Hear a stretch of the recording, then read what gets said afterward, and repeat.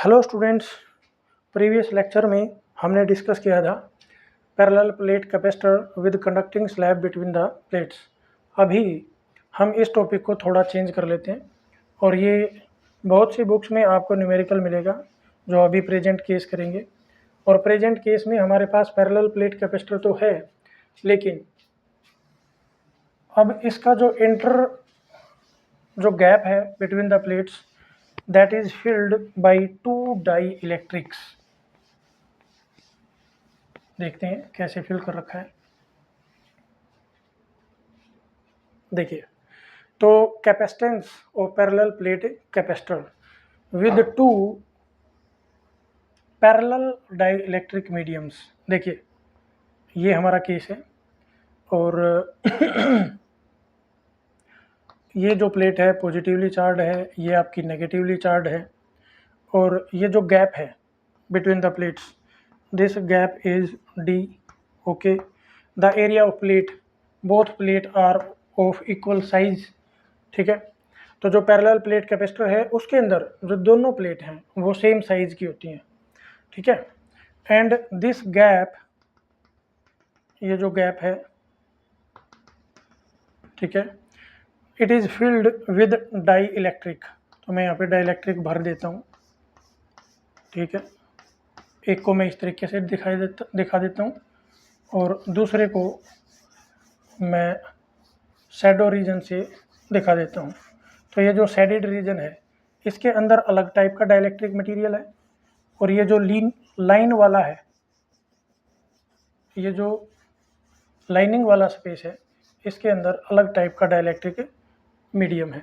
मान लेता हूँ ये जो मटेरियल, ये जो है आपका पहला डाइइलेक्ट्रिक, इसका जो विड्थ है वो d1 है, और ये जो दूसरे वाला है इसका क्या है, d2 है। समझ पा रहे हो? ठीक है। तो यहाँ पर d1 plus d2 will be equal to capital D। D is equal to d1 plus d2। इतनी बात समझ आ गई। अब ये जो पहला मीडियम है, ठीक है, तो इसके अंदर डाइइलेक्ट्रिक है, तो मान लेते हैं पहले मीडियम का जो डाइइलेक्ट्रिक है, डाइइलेक्ट्रिक कांस्टेंट है वो K1 है, और जो दूसरा मीडियम है उसका डाइइलेक्ट्रिक कांस्टेंट जो है दैट इज K2। अब dielectric medium external magnetic field में कैसे बिहेव करती हैं उसके लिए एक सेपरेट वीडियो बना रखा है, जिसमें behaviour of dielectrics in external electrostatic field वो डिस्कस किया हुआ है, उसको देख लें आप यहाँ पे। तो अब इस डाई इलेक्ट्रिक की वजह से जो एयर में इलेक्ट्रिक फील्ड था उसकी वैल्यू डिक्रीज हो जाएगी, और कितने टाइम डिक्रीज हो जाएगी वो मैं यहीं पे लिख देता हूँ। तो इस मीडियम का डाइइलेक्ट्रिक कांस्टेंट आपका K1 है, तो जो इलेक्ट्रिक फील्ड होगा ना E1, that will be, air में कितना इलेक्ट्रिक फील्ड होता, मान लो E नोड होता, तो उसका कितना टाइम्स हो जाएगा, 1/K1 टाइम्स। तो ये जो दूसरा मीडियम है, ये वाला, इसका डाइइलेक्ट्रिक कांस्टेंट आपने K2 माना है, तो यहाँ पर भी जो इलेक्ट्रिक फील्ड है उसकी वैल्यू क्या हो जाएगी, E in the second dielectric, that will be electric field in the air divided by dielectric constant that is K2। तो इन रिलेशन का आप सहारा लेंगे V फाइंड आउट करने के लिए। देखिए, अब प्लेट तो आपके दो हैं, दो कंडक्टिंग प्लेट हैं, एक ये वाली और एक ये वाली प्लेट है। ठीक है, तो जो पहला काम है आपको, देखिए वही ट्रिक यूज़ करेंगे। पहले आप चार्ज फाइंड आउट करेंगे, फिर आप V फाइंड आउट करेंगे, फिर आप C फाइंड आउट करेंगे। C फाइंड आउट करने के लिए आप Q एंड V का रेशो आपको फाइंड आउट करना है। कैपेसिटर के केस में हमारे पास सरफेस चार्ज डिस्ट्रीब्यूशन होता है, तो टोटल चार्ज फाइंड आउट करने के लिए आप सिग्मा इंटू ds इसका इंटीग्रेशन कर सकते हो। अगर सरफेस चार्ज डेंसिटी आपकी कांस्टेंट है, यूनिफॉर्म है, तो आप इसको सीधा एरिया से मल्टीप्लाई कर सकते हैं। दूसरा, आपको पोटेंशियल फाइंड आउट करना है, तो potential difference between the plates find out करने के लिए आपको E एंड गैप यानी कि T है, D है, उसको मल्टीप्लाई करना होता है। तो मैं यहाँ पे लिख देता हूँ डिस्टेंस। ठीक है, ये यहाँ पर आपका जो डाई इलेक्ट्रिक है वो आइसोट्रोपिक है, वो स्पेस कोऑर्डिनेट पे डिपेंड नहीं कर रहा, तो इसलिए डायरेक्टली वो फार्मूला यूज कर सकते हैं। अदरवाइज इसका जो एक्चुअल में फार्मूला है वो होता है आपका minus E dot D R, और इसका आपको इंटीग्रेशन करना होता है। ये माइनस साइन आगे लगा देता हूँ, ठीक है। तो अभी ये isotropic materials, isotropic dielectric materials हैं, होमोजीनियस डाई इलेक्ट्रिक मटेरियल्स हैं। तो आपका जो के है that is independent of space coordinates. तो अभी इसी फॉर्मूले से हमारा काम चल जाएगा। आगे बढ़ते हैं। तो पहला काम करते हैं हम चार्ज फाइंड आउट करने का। This will be equal to sigma into d s, इसका इंटीग्रेशन करेंगे।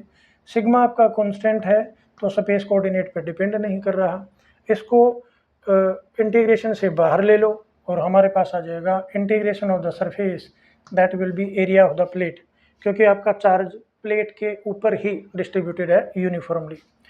दूसरा काम आपको पोटेंशियल फाइंड आउट करने का है।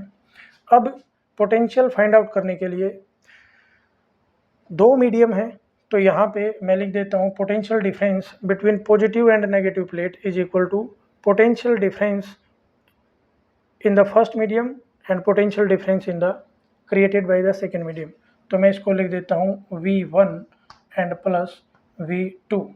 तो V1 फाइंड आउट करने के लिए आप क्या करेंगे, E1 और जो पहला मीडियम है वो कितने गैप पे है दैट इज ओवर D1, तो यहाँ पे लिख दिया मैंने D1 plus V2 find out करने के लिए E2 इंटू D2 ये लिख देंगे।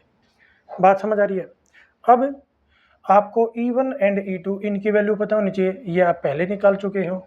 सो this will be equal to sigma by K epsilon naught okay into D1 plus sigma by K, देखिए ये पहला मीडियम था तो K1 आएगा, ठीक है।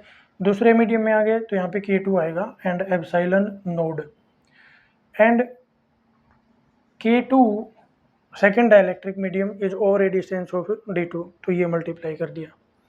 अब आप यहाँ पे देख सकते हैं सिग्मा एप्सिलॉन नोड ये आपका सिग्मा एप्सिलॉन नोड, और यहाँ पे आ गया मेरा D1 by K1 plus D2 divided by K2, तो ये आ गया पोटेंशियल। दूसरा काम भी हो गया। अब आपको क्या करना है, आपको कैपेसिटेंस फाइंड आउट करना है, तो Q एंड V का रेशो करना है, बात ख़त्म।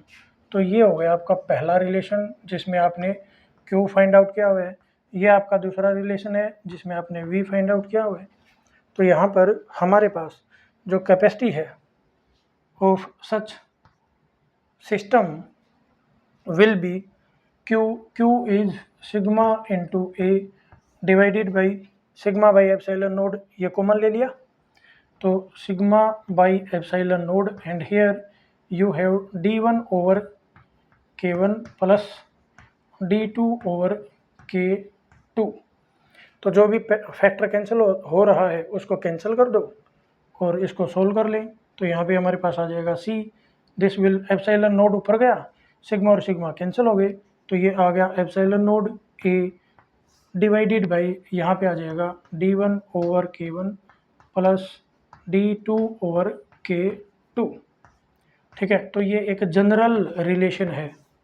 अगर मान लो तीसरा डाइलेक्ट्रिक की लेयर और होती तो यहाँ पे एक फैक्टर और ऐड हो जाता, प्लस उसकी थिकनेस प्लस डिवाइडेड बाई उसका dielectric constant. So this is general relation, इसको याद रखें, आप नोट कर लें, ठीक है। आई होप आपको ये समझ आया होगा, ठीक है। आप शॉर्ट नोट्स बनाने के लिए क्या कर सकते हो, इस डायग्राम को बनाइए, ठीक है, और इस रिजल्ट को डायरेक्ट लिख लें इसके साथ ही, ताकि आपको समझ में आए चल क्या रहा है। Okay, thanks for watching the lecture, share and subscribe.